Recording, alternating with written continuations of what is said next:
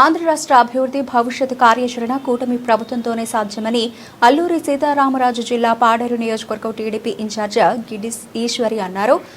ఉమ్మడి రాష్ట్రం నుండి విడిపోయి 10 ఏళ్లు పూర్తవుతున్న గత ప్రభుత్వ నిర్లక్ష్యంతో రాజధాని ఎక్కడో తెలియని అయోమయంలో ప్రస్తుత కూటమి ప్రభుత్వం శాశ్వత రాజధాని అమరావతి నగరంగా తీర్చిదిద్దిందని అన్నారు. ఈ తరుణంలో శాశ్వత రాజధాని అమరావతి చట్టబద్ధత చేసేందుకు రాష్ట్ర అసెంబ్లీలో కేంద్ర పార్లమెంటు లోక్సభలో తీర్మానం ప్రవేశపెట్టి ఆమోదం పొందడం గర్వించదగ్గ విషయమని అన్నారు.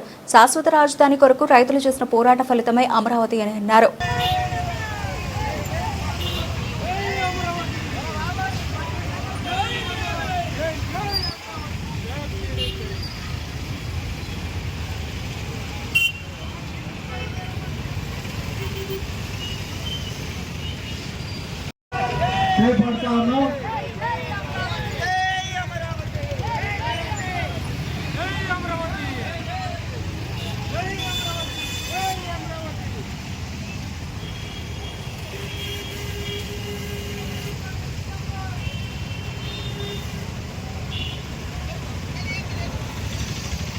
మిత్రులారా,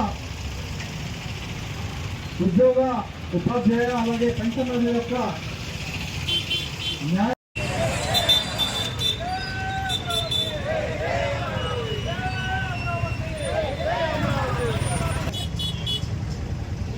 ఆంధ్ర రాష్ట్రానికి రాజధాని ఎక్కడ అనంటే ఇన్నాళ్ళు చెప్పుకోలేనటువంటి పరిస్థితిలో ఈరోజు అమరావతి రాజధాని అని గర్వంగా చట్టబద్ధతలు తెచ్చినటువంటి కూటమి ప్రభుత్వానికి గౌరవ ముఖ్యమంత్రి చంద్రబాబు నాయుడు గారు, డిప్యూటీ సీఎం పవన్ కళ్యాణ్ గారు, అలాగే యువ నాయకుడు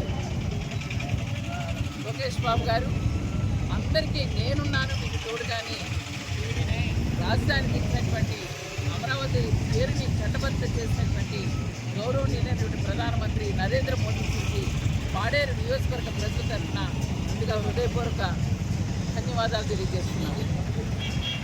విడిపోయిన ఈ ఆంధ్ర రాష్ట్రానికి అసలు ఎక్కడైనా సరే ఏ పట్టణానికైనా రాజధాని ఉంటుంది. అలాంటిది ఇంతవరకు కూడా అమరావతి అన్న గత ప్రభుత్వం 3 రాజధానులంటూ 3 ముక్కలాడినటువంటి పరిస్థితి మనమంతా చూసాం. అయితే ఇప్పుడు అమరావతికి ఒక చట్టబద్ధతను మొన్న అసెంబ్లీలో తీర్మానం చేయడం, అదే లోక్సభకి తర్వాత రాజ్యసభ కూడా దాన్ని ఆమోదం తెలపడం చాలా అదృష్టం. ఇప్పుడు గర్వంగా రేపు రాబోయే కాలంలో ప్రపంచంలోని అద్భుత నగరంగా అమరావతిని తీర్చిదిద్దడానికి గౌరవ ముఖ్యమంత్రి విజనరీ అయినటువంటి నాయకుడు చంద్రబాబు నాయుడు గారు ముందున్నారు. గతంలో హైదరాబాద్ని ఎలాగైతే సైబరాబాద్గా టెక్నికల్గా టెక్నాలజీగా తీసుకొచ్చారో అంతకన్నా అద్భుతంగా నగరాన్ని తీర్చిదిద్దడానికి ఇప్పటికే కేంద్రం నుంచి వేల కోట్ల రూపాయలని నిధులు కూడా కేటాయించడం జరిగింది.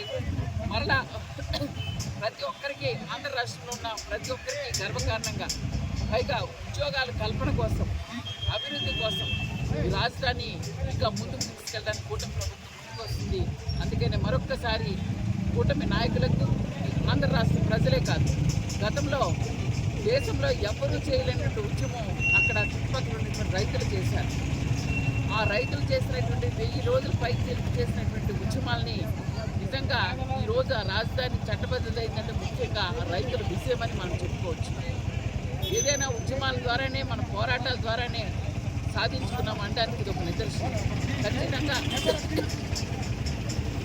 కూటమి ప్రభుత్వంలో ఏదైతే అభివృద్ధిని ముందుకు తీసుకెళ్తారో రాబోయే కాలంలో కూడా కూటమి పాలనలోనే అమరావతిని పూర్తి చేసి ప్రజలందరికీ కూడా ఒక ఆంధ్ర రాష్ట్ర ప్రజలందరినీ ప్రపంచ పటంలో పెట్టేలాగా చేస్తున్నటువంటి కూటమి ప్రభుత్వానికి మనం అందరం కూడా మద్దతు పలకాలని మీ అందరికీ కోరుతూ